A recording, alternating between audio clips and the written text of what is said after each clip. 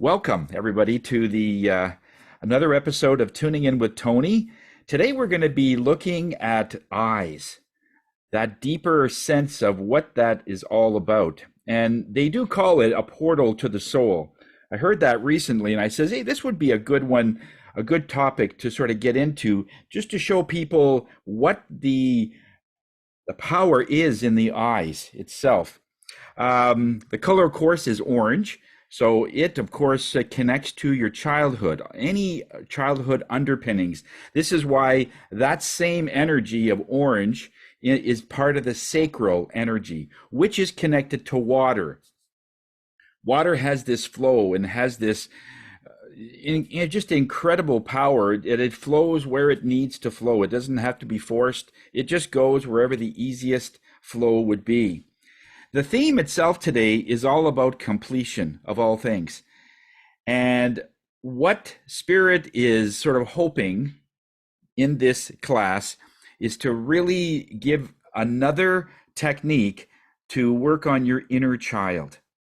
This technique is going to be a little different than what we've done before. And so that's why they've sort of introduced it this way. So we're going to try and work out what all those childhood things are that's still rattling around in your system and holding you back, thinking you're not enough, thinking that you don't have something, there's something missing in your life. If you're still holding on to a little bit of that, or if you know somebody who is, we're going to give you a beautiful technique today that will hopefully be able to clear out a little more, if not all of it, okay, or most of it. When we look at the eyes itself, it is such an incredible tool in our system because it has high energy. And anything with high energy has that capability. I mean, if you look at all of the songs that has the word eyes in it, I mean, it's incredible why. And I looked it up, and I looked at all the songs, or some of the songs in example that we hear that people are writing about. In Your Eyes with Weekend, Eyes Without a Face with Billy Joel, Betty Davis Eyes, that was an old one from Kim Carnes, Rhinestone Eyes by Gorillaz, Heavy Eyes with Zach Bryan, Hungry Eyes with Eric Carmen, and Eye of the Tiger, and the list just keeps going on. There's literally thousands upon thousands of pieces of music that refer to eyes. And so what is the real attraction to bringing in eyes when you're writing a song like that? Because you want to touch people's soul, right? And that's how they describe it. We really want to touch our audience's, the deeper part of it. We want to touch their soul. And so they choose eyes. Interesting that the very tool that is the portal to the soul, they choose. But you know, the physical eyes itself, the eyeball, I mean, it doesn't change, right? If you look at the physical eyeball, it's the same size, the same color, and it always is throughout your whole lifetime, all right? But something changes in it, right? If you have somebody that just, let's say, stares at you and is watching you, all right? And you feel it, and you look over and the person is just watching you, and there's no, they're just watching you. And some people will feel creepy. Some people will feel, I don't know what's going on with that. But then if a person is looking at you and it's like they've won the lottery, there's love coming out of them, right? But you feel that too. So the eyes don't change. So what changes in all of that? What the eyes do is by looking at you, and you bring in any emotion. I mean, when someone is just staring at you with no emotion, there's no real energy. You just feel that energy because it is still looking at something, and it still sends out an exuding energy to us. But what is it about when we add emotion, like love, like total unconditional love, and they're looking at you? Their eyes don't change, but their eyelids might be different, their cheeks might be different, they might smile a little bit. So the eyes are the catalyst to other facial recognition things that we have that exude love. And you, when a person loves you and you look at them through their eyes, you know it's love. But it's not the physical eyes that do it, right? It's the energy around it. So I want you to look at it that way, that it's not your eyes itself that changes, but the emotion of what the eyes can produce, your face and your body posture, everything changes to match the emotion, right? It makes sense. Even blind people, when they are feeling their way through it. So when a couple meet and one of them is blind, she'll or he will actually go through and touch the person's face just to see what it's like. And through touch and smell, whether it's cologne or perfume or whatever it is, and through just the sound of your voice, she'll connect to that portal. So she won't need her physical eyes, but will still connect to the portal.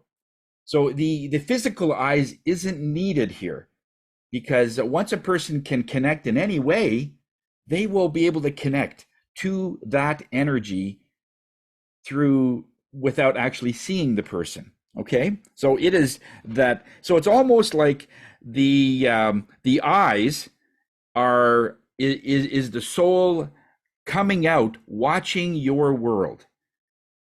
The eyes are simply a portal. It's just simply the opening in which your soul can see this world and see what's happening. So when we don't interpret, that's when we are the happiest, right? It's just that when we look at something and we start judging or interpreting or saying, this is how I see it, well, that's interpreting too, then all of a sudden things change a little bit, because now the mind is getting involved in something that's a little more spiritually sent or energetically sent. And the mind doesn't understand that. It sends out those energies, yes, but it doesn't understand it. Okay? So keep that in mind. And it's all about seeing the world in how we create it. And ultimately, when we have the right feelings and the right emotions, you can create anything. I mean, look at what they're saying just with various ways that you're trying to manifest something. If you go to a good coach, one of the first things they'll tell you is get your goals straight. Find out what your goals are and write them down so you can see it. Because what happens is when it's just in your mind, that's exactly where it is. That's why so many people, when they don't write their goals down, it's in the ether. I mean, they still have the power to eventually manifest it if they think about it all the time, but much more powerful if you can see it. And how do you see your goals? How do you see something that doesn't exist yet, or you haven't manifested yet? You write down the goal. And when your eyes see it, then it packages it up. And that is what it's sent to the universe, because it's much more powerful that way. So when they do it that way. And even many of the ancient records, scriptures, Bible, Quran, all make reference to a various statement that seems pretty close. And with all of them put together, it sounds like this: where there is no vision, people will perish. That's sort of what it boils down to. So when there's no vision, when there's no sight of what you want or what your whole race would be, then that race will perish. Okay? So we have to see what it is our powers are. Now, animals, of course, they see that, but their evolution is very different than humans, aren't they? They're very different. They're here for millions of years, and they're just here to extend the powers, and they're part of the ecosystem. But as humans, it's a little different, because we come in from different other territories, other planets, other galaxies, and we come to this Earth because the Earth needs help. They really do. The vibration of the Earth has gone down quite significantly over the past 15 years. And it's just getting more and more violent, more and more darker, but there's still a lot of pockets of light, a lot of pockets of good energy. And it is that vision that will save us. It is those few people. It's not actually few. It is a majority because there's still about 9 billion people, and there's 8 billion people that are that have this vision. There's only a very selected few that want to change the course and bring in that other energy. But it is the majority that have the ability that they can bring in this light. You must see that you're always just one step away from attaining your goals. I mean, one of the things that many will talk about is that there's two things, the main ones. There's other ones down the road, but two main ones. The first one on the hit parade is I am not enough. I don't feel I'm enough. I don't feel I'm tall enough, or I'm rich enough, or I'm smart enough, or and whatever that means to you. I had a great doctor. He has retired since, but he said at one point, I was asked so many times to go to do public speaking because I was involved with so many other little projects in my profession. They wanted to see what I had to say about various topics in medicine. And I always refused because I really had a speech impediment, and I didn't want to embarrass myself by, stuttering or not being so organized. And because of that speech thing, I never shared my knowledge. And this man was 40, 50 years in his profession, and he had so much to offer the interns and other doctors that he just didn't do it. So that's kind of a shame, in the sense, not a shame, but it's kind of unfortunate to say that a person that has a stigma of how they speak, they think they not enough to say, right?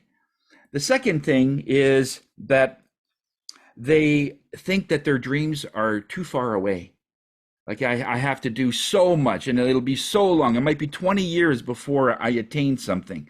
So with those two combined, I'm not enough, and it's too far, my goals, that I'll never really amount to much. And I'll just be ordinary. And that's the energy of being ordinary. And I'm not sort of being disrespectful to average people, because really there's no average. But it's at a point where you're dimming your own energy, you're dimming your own light, just because you don't feel that you see your potential, or that you see something could be different. In reality, your goals are one step away. In 24 hours, your life can change. Nobody can say without any certainty that if you accidentally buy a lottery ticket that you will not win. Nobody can say that. I mean, I would not bet that somebody will not win, even though the odds are against it. I still wouldn't bet against it because it could still happen, right? So it's only one step away. If you win the lottery in 24 hours, your life changes. Well, instantly, but you know what I mean? Your life can change very quickly, or an inheritance, or something, other windfalls that could come in, or the dream that you've always wanted, that you're going, and all of a sudden you get this huge contract that just satisfies all of your dreams. You're one step away. The second part is you're more than enough. So here's the thing. When it comes to creating something, when it comes to being able to connect and get people to see something, getting to see a movie that you've maybe created, one of the biggest things I've seen in bad movies is and we look at some of the conversations or interviews after they've done the movie, and it didn't do very well. It might be a B movie, or even if it was a very highly financed movie, but it didn't do that well in the box office. And it usually comes down to this. There was somebody that created that based on what they thought the audience wanted, what they thought the audience wanted to see. And they were wrong. Because there's no connection that way. You're just basically putting this together based on commerce, based on we need to come up with a movie to make some money. And so what do people want to listen to? Well, they want time travel, or there's a number of really good topics that you can get into that people will go to a movie for, or listen to music, or look at art in some way. And if you put yourself into the audience's eyes, you're giving yourself really a downplay. Because the audience doesn't want that. The audience doesn't want you to guess what they are thinking of what they are seeing. Does that make sense? Because when you say it that way, it makes a lot of sense. Trying to guess what other people are seeing doesn't work. Nothing works that way. So what Spirit is saying is that have something that connects to your eyes. What makes you glow? What makes you excited? And base everything on what you see.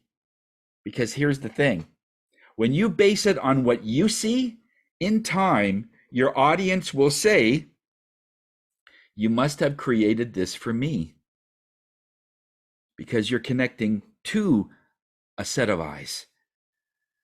If you look at a virtual eye where you think that someone will want something based on what they see, there's no connection. There is no sets of eyes. You're guessing. It doesn't work. But if you do it through your set of eyes, that's tangible because you can know what you like to see, the experiences that you had, and you write about it.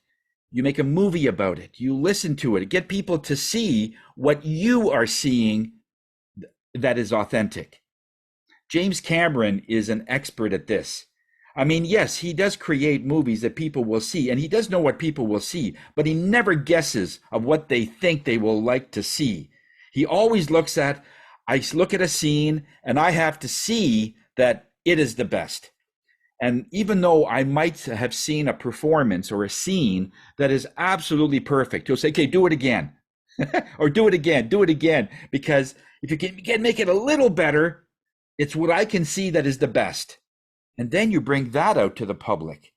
It's dynamite. It's always gold.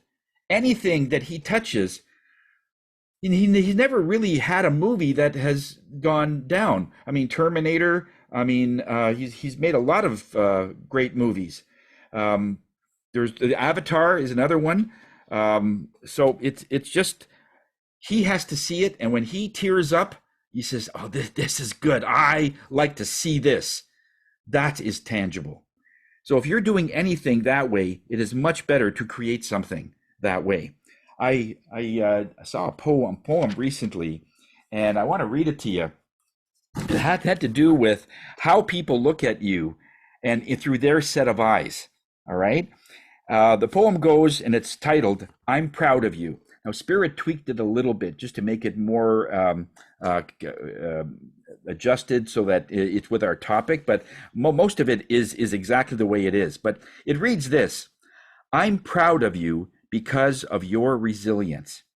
I'm proud of you and your ability to love through the darkest times, and your ability to see and bring light to even when you feel dimmed.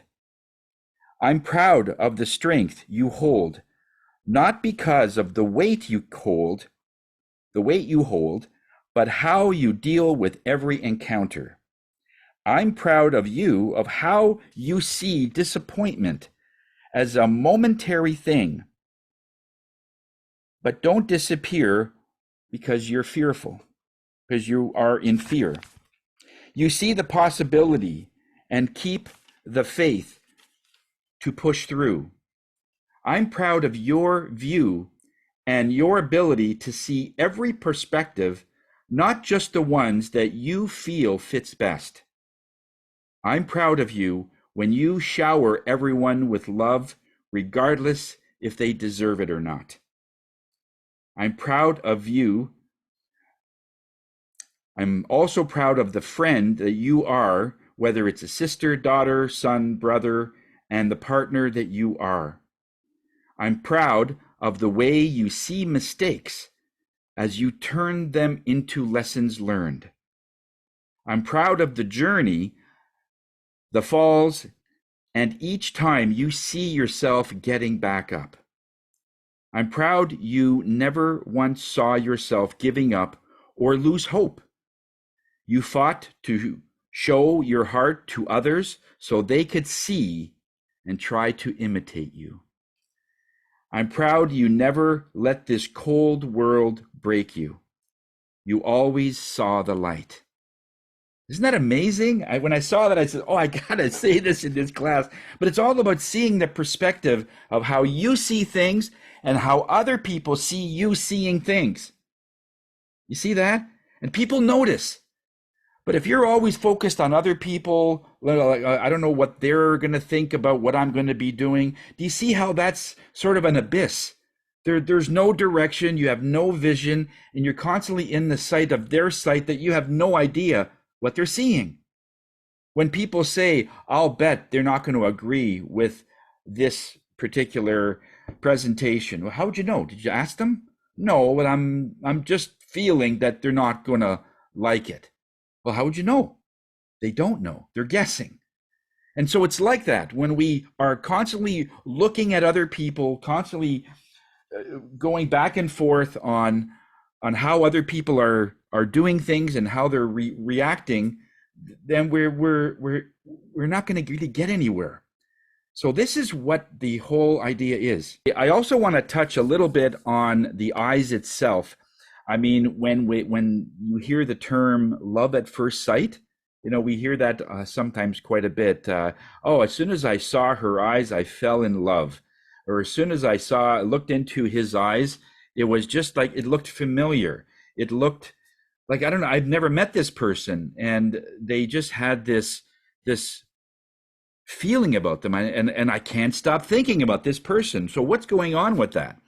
So we might have touched on this on another class, but when you are seeing someone through their eyes, again, realize that you are looking right at their soul. And in doing that, a lot of things will come up. But so you wonder why it is that you're feeling that, even though you've never met the person. Well, there's a very simple explanation for that. Is that in every lifetime that we come in past lives, everything changes. We could be in a different hair color, a different skin. We could be male or female. It is our choice. We could be pretty much anything. Everything changes except one thing: the eyes.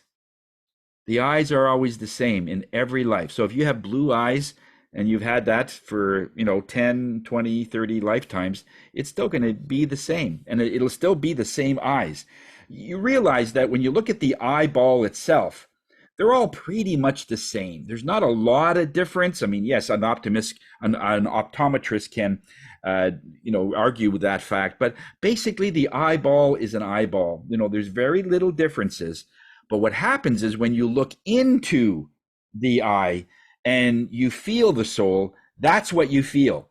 So the eyes are the same so that it's familiar. So it's something that you can relate to.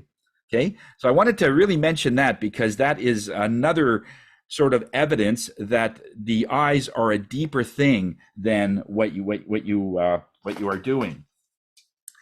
There's another set of another poem that I just read about eyes, and this was so applicable to this very thing. When you're looking into someone's eyes, you have this love at first sight thing.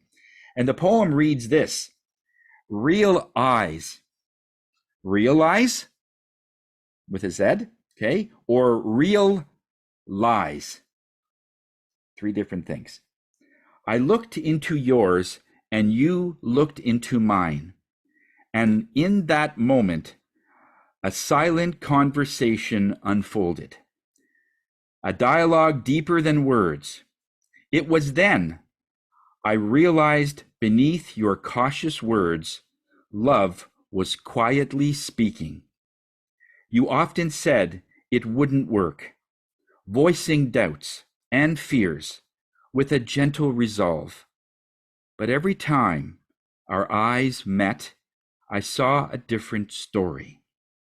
In your eyes, a spark, a subtle longing, a silent yearning for something more. The way they lingered, hesitant, yet hopeful, told me what your words could not. There was a dance in your gaze, a delicate balance between caution and desire. I found a truth waiting to be acknowledged, a truth that despite our fears and hesitations, we were both feeling something real. It was as if your soul was whispering secrets you were not yet ready to speak. You were not yet ready to speak aloud. In those unspoken truths, I found my certainty. Real eyes, or real lies. Your eyes showed a picture that spoke 1,000 words. The truth of our love found its voice.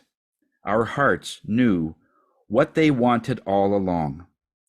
In every look, every lingering glance, love was there, just wanting and waiting for each other to admit it. Okay. So in this meditation, we're going to do something a little different. I'm going to play the meditation, and the first part of it will be a little guided meditation. Okay, we're going to be connecting to your inner child on this one. And it's going to be, of course, vibrating to this orange energy. Okay, so I want you to just get comfortable. If you're lying on a sofa or a recliner, that's fine. You don't need to see some of the things that we have. Most of it's going to be auditory. So if you have any headphones or earbuds, you can put those on, because you'll be able to hear the tuning forks perhaps a little better, but all of it is energetic and it's all good. All right. So I want you to take a nice deep breath of orange. Bring in this color orange.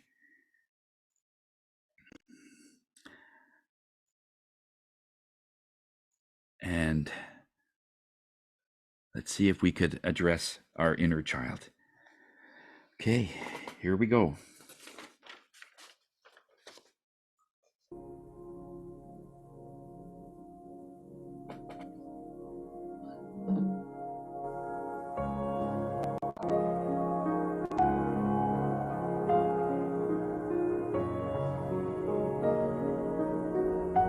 I want you to connect to the first memory you could possibly remember as a child. Go back as far as you can. Your first memory that you can remember. I want you to look at the home, the apartment that you were in, or a farm. Maybe you were in an orphanage.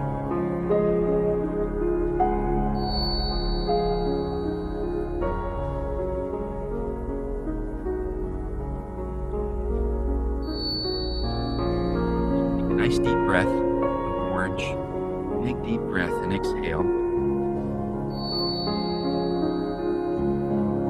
Now you are also there for this first recollection. You're grown up and you're there. You see your mom, you had one. What was she doing? Was she in the kitchen, or was she busy around the house?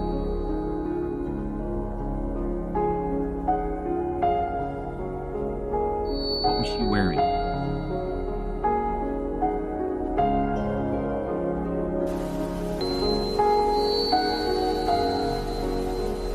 What's your dad? Do you remember your dad? Recollect what dad was doing most times. Your sisters or brothers, if you had it.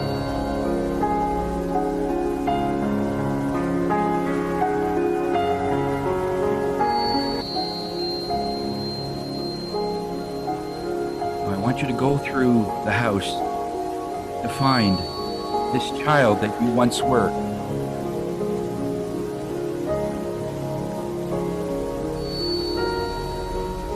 You're standing or sitting there.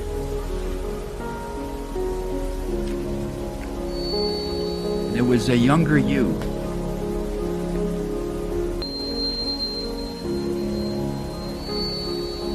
Look at what you're wearing.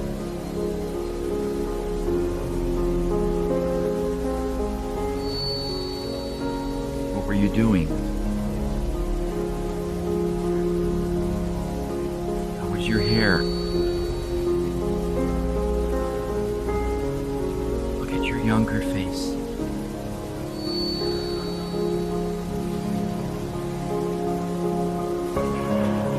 I want you to step a few steps forward.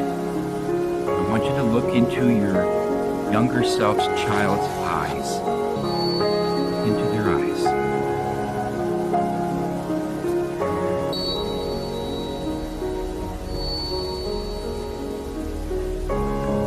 Say to this child, "You're coming with me. You're coming home with me. I'm here to pick you up."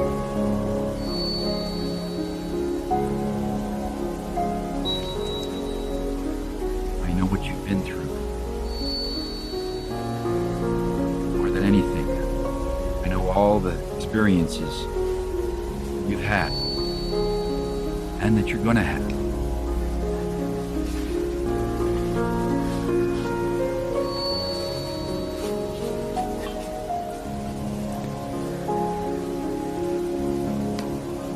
I want you to pack up a small bag, little pack. Maybe bring a toy. Come with me.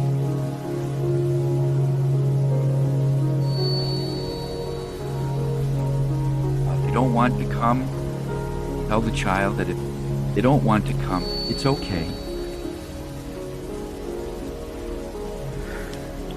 We could come and I can come visit if you feel fearful of coming with me.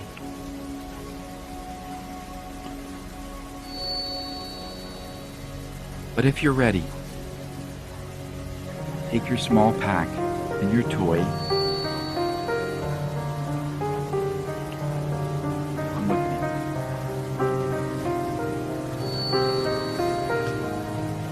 Tell the child that you love them for exactly who they are.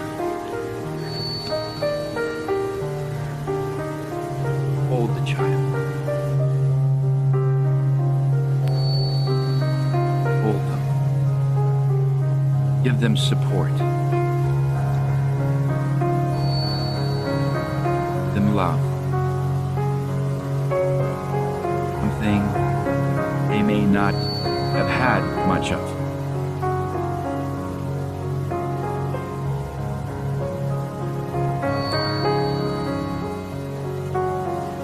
Hold the child by the hand. Start walking out of the house, or out of the apartment, wherever you were living.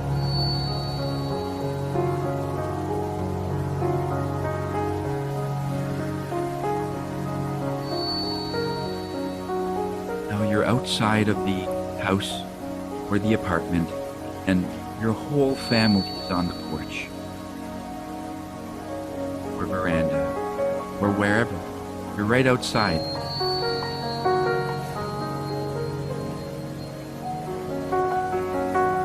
Tell the child to say goodbye to the family. And the little child will say to their family, "I have to go now. I have to have a life of my own.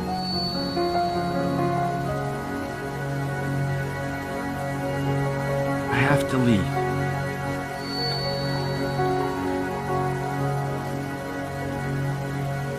I know you did your best.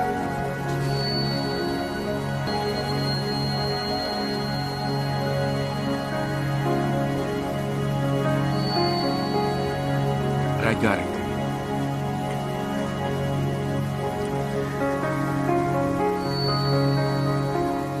Just start waving, and the child will wave as well. You're leaving for a better place.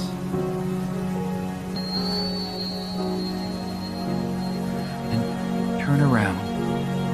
Start walking. Start walking. Don't look back.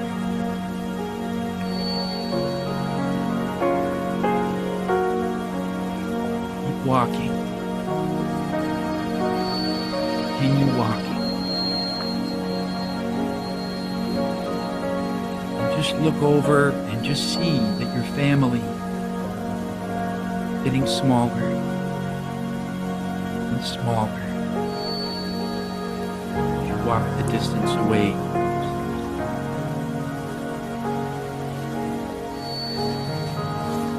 Keep waving and turn back around. Walk straight ahead.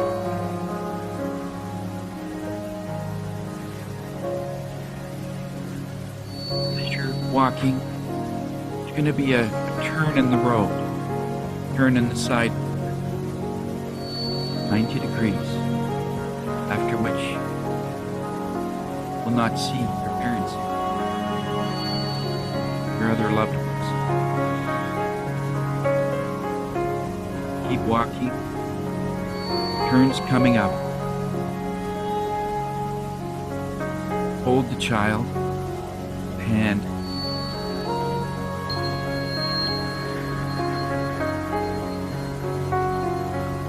Now your family, or his family, her family, getting pretty small.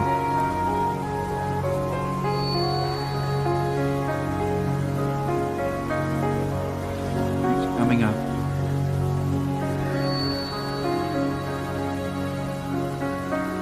Now you make the turn. Now you're out of sight.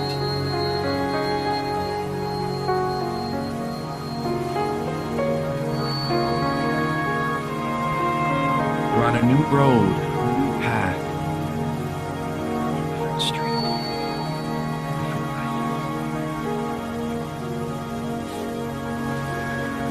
life. See someone that loves you. An angel,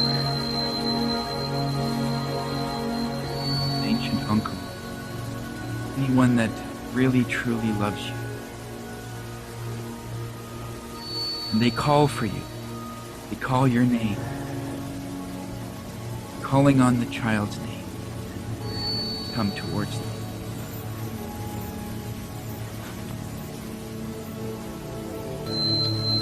Your higher power is also calling you. Waiting for you. I want you to hold the child in your arms. Just tell him or her, you're gonna make it. You're gonna make it. You got this. I'm here for you. Forever.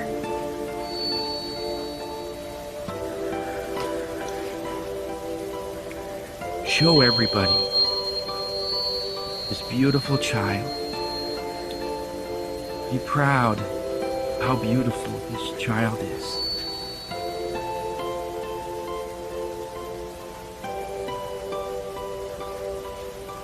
You now have a power greater than your parents.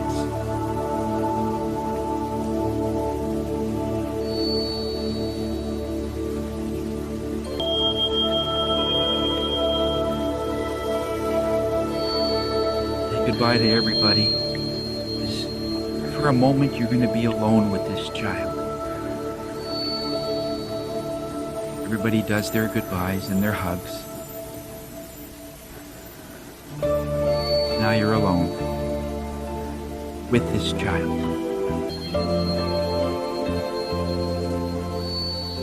Look into your child's eyes and connect. Say, I'm so glad to be a beautiful boy, or I'm so glad to be a beautiful girl.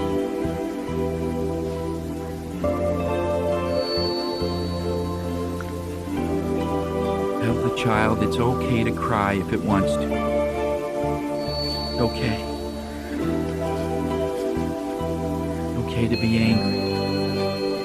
It's okay to be afraid. Also okay to be happy. It's okay to be happy.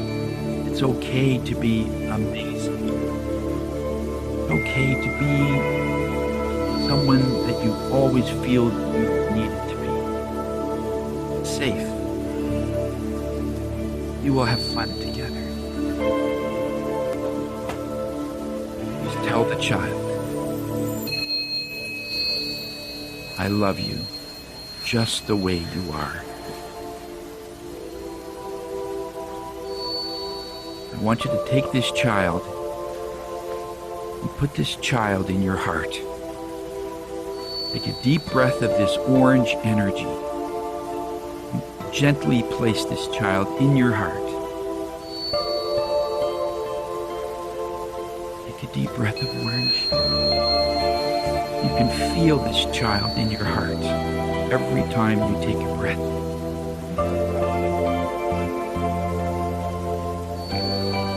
Feel that child in there. And it's safe in the most reliable hands that it can ever be safe, as it's with you. Nobody will treat this child better than you. This is a homecoming.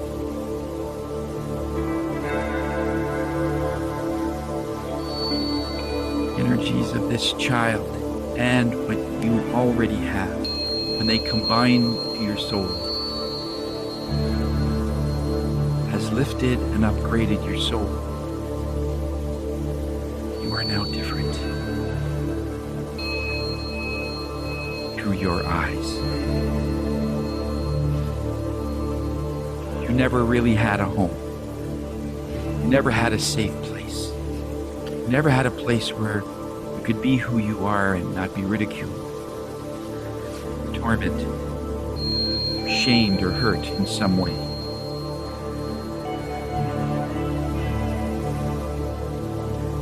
You will remember this child in the weeks and months to come. This beautiful child's heart is right there with yours. To feel the clothes you have on right now. Just feel it next to your skin.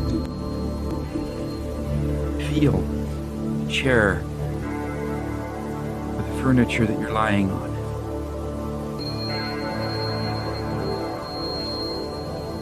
Take a deep breath of this orange energy again and exhale slowly.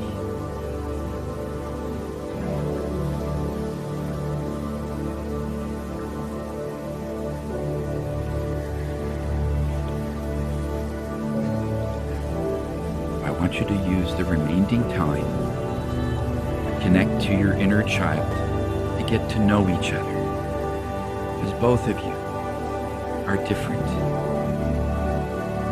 and you need to adjust. Take this time to connect, get to know each other.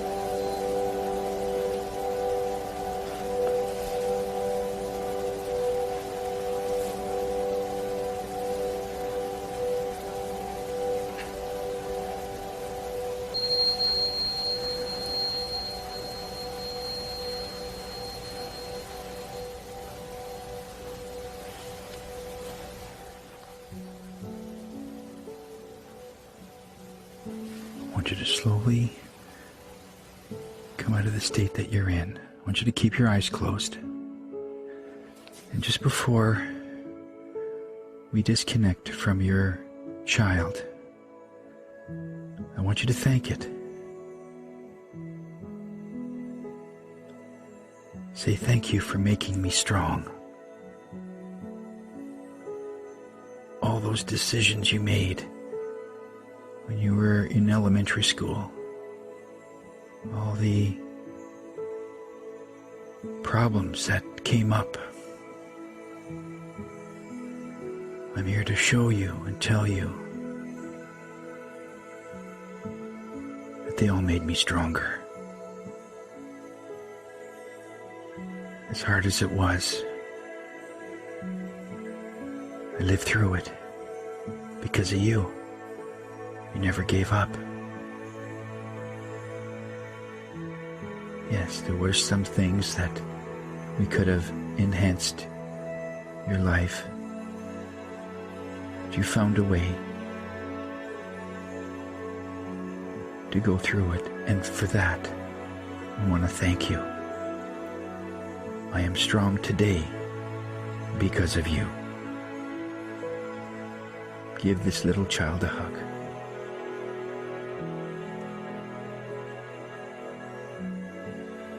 Connect to it. Know that this is inside of you all the time, and it needs your attention. For some of us, it might only be the only person that cared. The big thing about this is it's the only person you need. Tell this child you'll be back to revisit, to continue this relationship at a different level. This picture that you have was a vibration, and having you go back from the future to connect this child is a gift. Before you go, ask this child if it has a last message before you go. While you hug it, I'm going to give you a few seconds for that.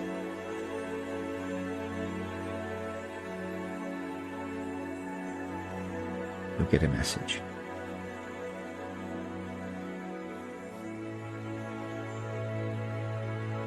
When you're ready,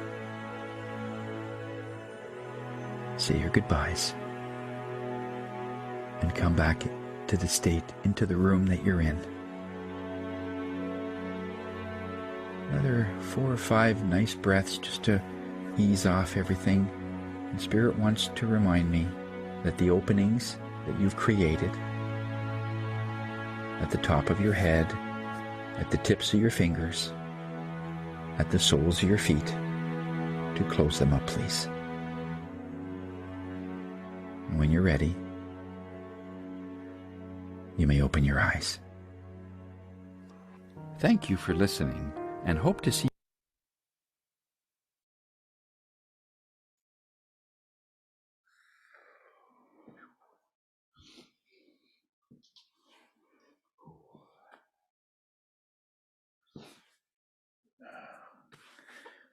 Wow.